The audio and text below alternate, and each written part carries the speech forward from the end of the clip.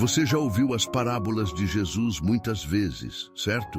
Mas e se eu te dissesse que talvez você não entendeu do jeito que Jesus queria? Parece exagero? Mas pense comigo. Por que será que Jesus usava parábolas? Por que ele escolhia contar histórias em vez de dar respostas diretas? A verdade é que as parábolas não foram feitas para confortar quem acha que já entendeu tudo. Elas foram feitas para despertar, confrontar e até confundir quem pensa que está no controle. O problema? A gente ouviu tantas vezes as mesmas versões diluídas, simplificadas, moralistas das parábolas, que parou de se perguntar: será que Jesus queria mesmo dizer isso? Nesse vídeo, eu vou te mostrar 3 das parábolas mais conhecidas da Bíblia e revelar por que a maioria das pessoas interpreta todas elas errado. E talvez você também. E tudo bem. Porque o que importa não é parecer que sabe, é deixar Deus quebrar os nossos filtros e falar direto com o coração. Agora, se você estiver pronto para se deixar confrontar, vem comigo. Porque neste vídeo, você vai entender por que tanta gente acha que entendeu, mas na verdade só pegou a superfície. Você está no canal Refúgio da Alma e aqui você aprende a verdade que liberta. O erro comum: leitura moralista ou superficial.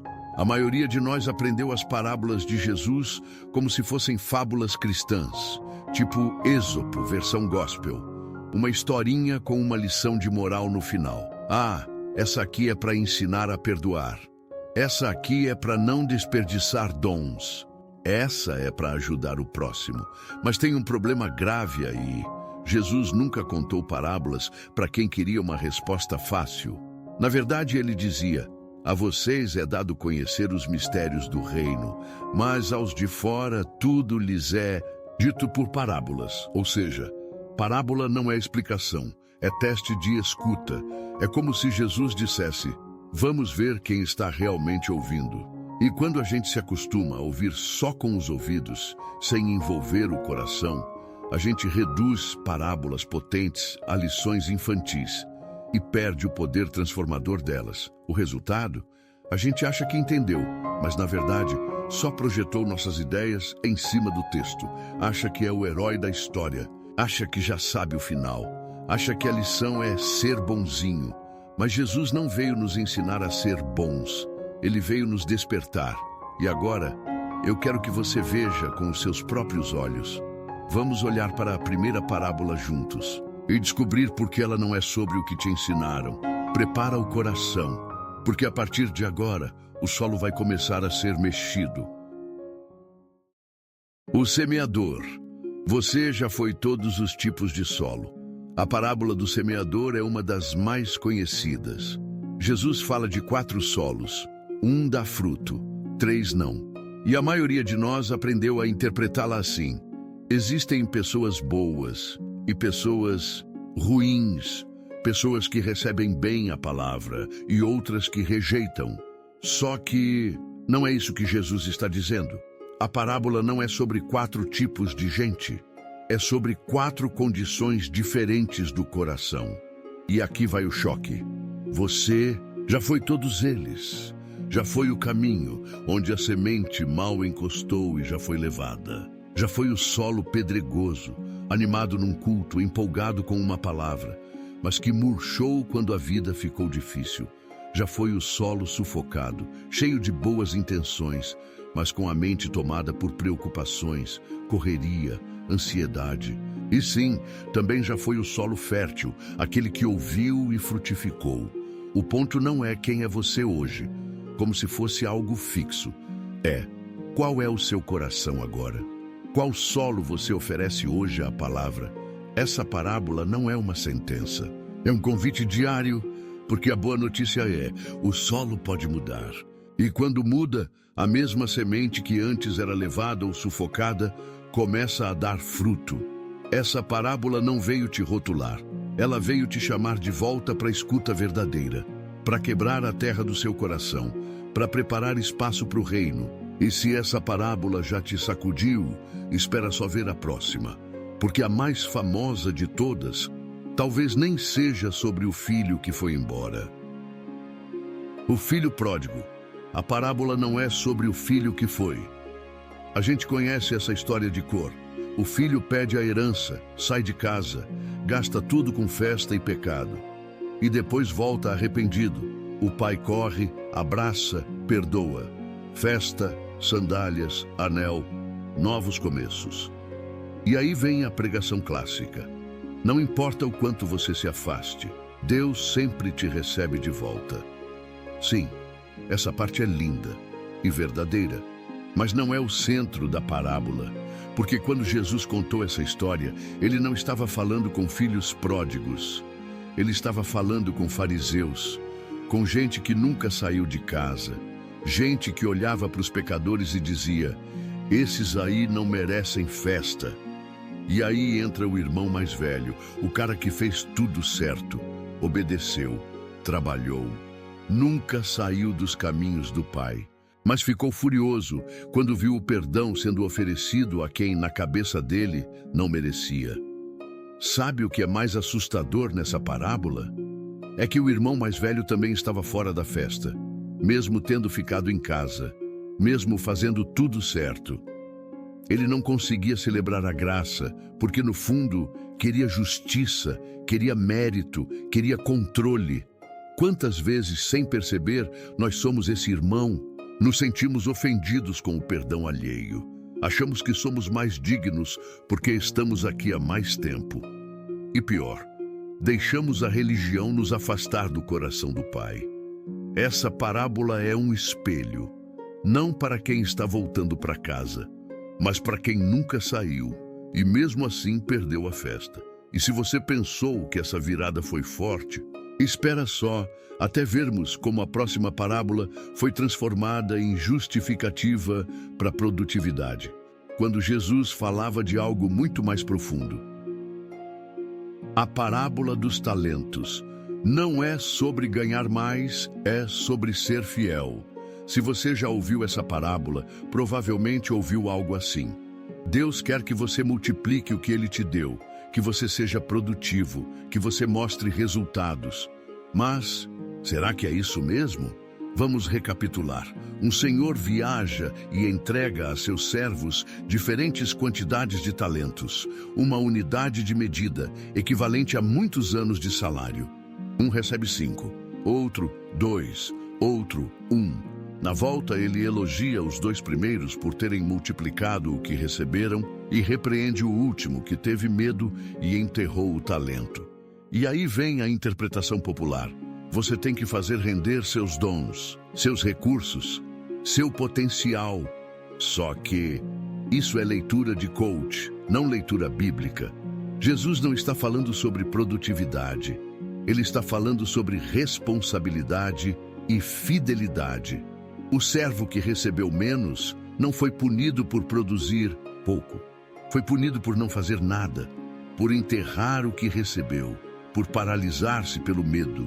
E o que o Senhor elogia nos outros não é o lucro, é a fidelidade. Muito bem, servo bom e fiel.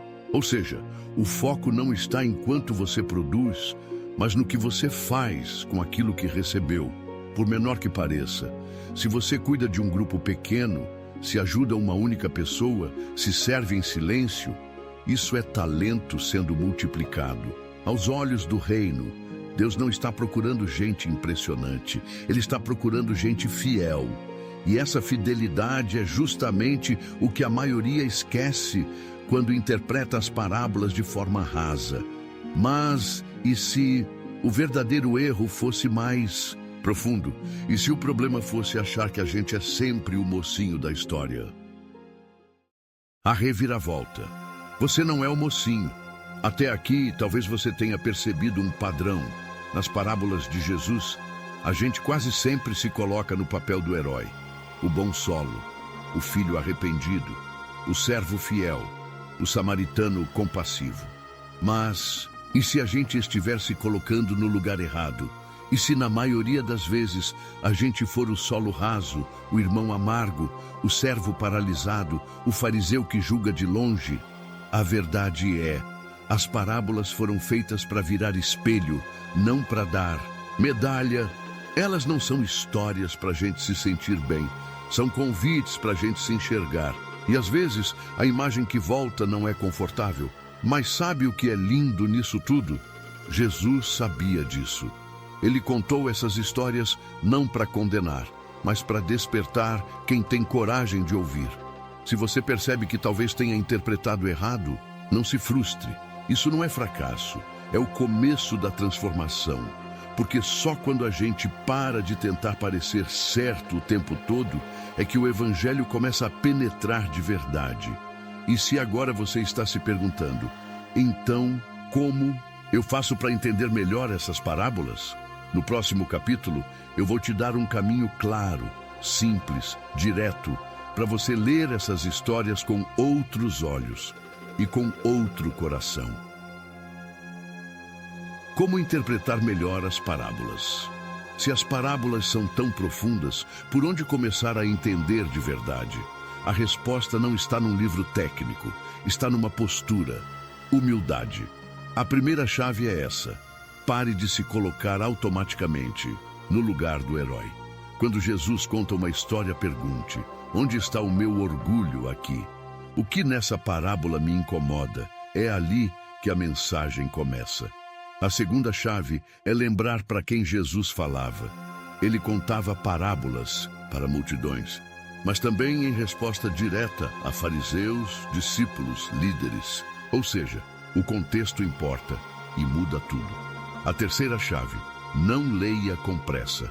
As parábolas foram feitas para serem mastigadas, não engolidas. Leia uma vez, depois de novo. Depois pergunte: o que isso revela sobre Deus e sobre mim? E, por fim, ore antes de ler. Peça para que a palavra te leia, antes mesmo de você tentar interpretá-la. Porque no fim, parábola não é teste de QI espiritual. É convite para abrir o coração. E se você chegou até aqui, talvez esteja com esse coração aberto agora. Então deixa eu te dizer uma última coisa, bem importante, antes de a gente encerrar. Parábolas são espelhos. As parábolas de Jesus não são apenas histórias, elas são espelhos. Espelhos que nos mostram partes do coração que a gente tenta esconder até de nós mesmos. Mas Jesus nunca contou essas histórias para humilhar. Ele contou para curar, para revelar onde estamos e chamar a gente de volta para casa. Você não precisa ter todas as respostas, só precisa ter a coragem de deixar Deus te mostrar quem você realmente é. Porque mesmo quando a gente descobre que está no papel errado da história, ainda dá tempo de mudar o final. A palavra não vem para te condenar, ela vem para transformar. E as parábolas continuam vivas, porque o mesmo Jesus que contou essas histórias ainda está falando comigo, com você. E se você ouviu até aqui, então talvez hoje ele tenha falado. Agora me conta, qual parábola mais te confrontou hoje? Deixa nos comentários. E se esse vídeo te despertou, compartilha com alguém que também precisa ver a Bíblia com outros olhos, com um amigo de fé, um líder, ou alguém que acha que já sabe tudo. E claro, se inscreve aqui no canal, porque toda semana a gente vai aprofundar mais, sem atalhos, sem clichê, só palavra, do jeito que ela veio e como ela ainda fala. A gente se vê no próximo vídeo, mas até lá, que Jesus continue te ensinando, te guiando e te abençoando.